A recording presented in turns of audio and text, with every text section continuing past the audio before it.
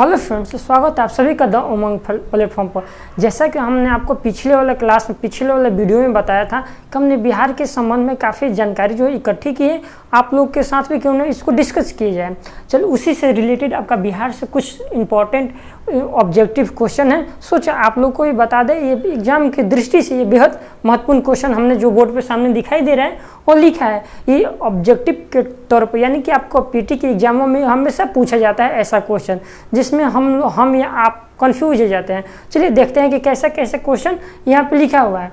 सबसे पहले हम यहाँ पे देखिए लिखा हुआ है कि जो बिहार का स्थापना है वो कब हुआ था। तो बिहार का आपका स्थापना 1 अप्रैल 1912 ईस्वी को हुआ था। हमने पिछले वाले वीडियो में बताया था जो बिहार का स्थापना हुआ था आपका 1 अप्रैल 1912 को हुआ था, ठीक है। और अधिसूचना जारी हुआ था 22 मार्च 1912 ईस्वी को हुआ था। और वही 22 मार्च जो है वो हमारा 22 मार्च 2010 से बिहार दिवस के रूप में मनाया जाता है, ठीक है। फिर देखिए बिहार की जो आकृति है वो कैसी है। अगर आप बिहार की आकृति या मैप आप बनाइएगा, या अगर मैप आप देखे होंगे तो आपका आयताकार है, ठीक है, यानी आयत के जैसा बिहार का मैप बनता है। उसके बाद चलिए तीसरा क्वेश्चन है, जो बिहार का क्षेत्रफल है वो बिहार का क्षेत्रफल कितना है। तो बिहार का क्षेत्रफल होता है 94,163 वर्ग किलोमीटर। और टोटल भारत का कितना होता है तो 32,87,263 किलोमीटर पूरा भारत का होता है, जिसमें से आपका बिहार का है 94,163 वर्ग किलोमीटर होता है, ठीक है। उसके बाद भारत का क्षेत्रफल का बिहार का क्षेत्रफल कितना परसेंट होता है, ठीक है। तो ये होता है 2.86% होता है, ठीक। तो टोटल बिहार का क्षेत्रफल पूछा जाएगा तो 92,163 वर्ग किलोमीटर। अगर टोटल भारत के रिगार्डिंग अगर बिहार का परसेंट में क्षेत्रफल पूछा जाएगा तो हो जाएगा 2.86%, ठीक है। उसके बाद भारत में स्थान मतलब क्षेत्रफल की दृष्टि से भारत में बिहार का स्थान कौन सा है। तो क्षेत्रफल की दृष्टि से आपका बिहार का स्थान हो जाएगा 12वां, यानी कि क्षेत्रफल की दृष्टि से आपका बिहार का जो स्थान है वो 12वां स्थान है, ठीक है। उसके बाद बिहार का अगर आप मैप देखिएगा तो पूरब से पश्चिम और उत्तर से दक्षिण, ठीक है। अगर आप पूरब से पश्चिम अगर उसका एरिया देखिएगा, यानी कितना उसका डिस्टेंस है टोटल, तो अगर आप पूरब से पश्चिम देखिएगा तो 483 किलोमीटर पड़ता है, ठीक है। और उत्तर से दक्षिण देखिएगा तो 3-4-5 किलोमीटर पड़ता है। यानी अगर आप पूरब से याद करने के लिए देखिए एक अच्छा उपाय बता रहे हैं। पूरब से पश्चिम अगर आप देखिएगा तो गौतम बुद्ध के जन्म को हुआ था, मृत्यु कब हुआ था तो 483 ईसा पूर्व में हुआ था। जो 483 पूर्व से पश्चिम हो जाएगा।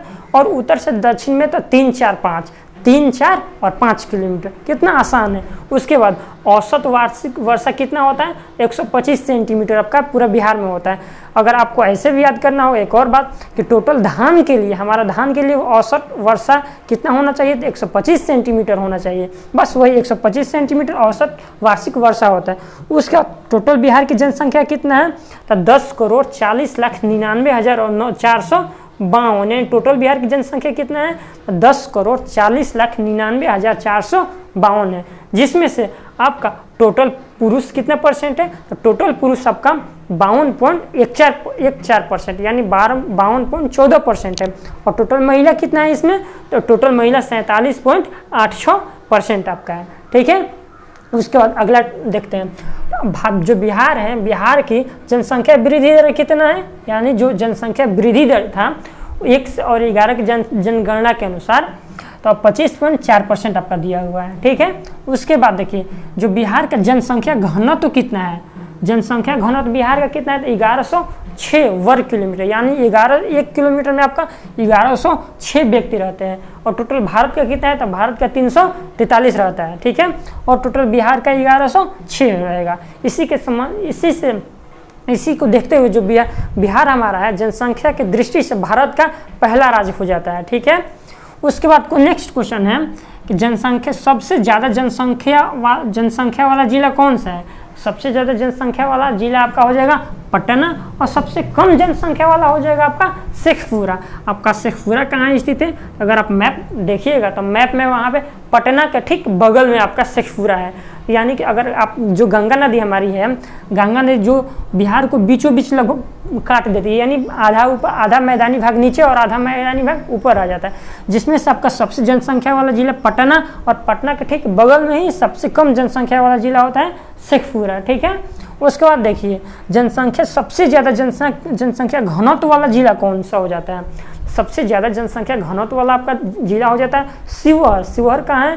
तो आपका तिरहुत प्रमंडल में पड़ता है शिवहर, ठीक है। वो आपका सीतामढ़ी के नीचे लगभग हो जाएगा। तो आपका सबसे ज़्यादा जनसंख्या वाला शिवहर हो जाएगा। और कम जनसंख्या घनत्व वाला जिला कैमूर, क्योंकि कैमूर में बहुत ज़्यादा पहाड़ी इलाका है, इसलिए वहाँ पे जो जनसंख्या कम निवास करती है, इसी कारण वहाँ पे जनसंख्या सबसे कम हो जाता है घनत्व की दृष्टि से।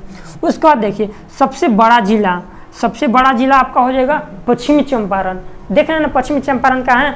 लगभग आपका उत्तर पश्चिम दिशा में पड़ जाएगा, यानी उत्तरी आपका ये जिला हो जाएगा। तो सबसे ज़्यादा क्षेत्रफल वाला हो जाएगा पश्चिमी चंपारण, और सबसे छोटा जिला हो जाएगा शिवहर, ठीक गंगा नदी के ठीक ऊपर साइड में है शिवहर।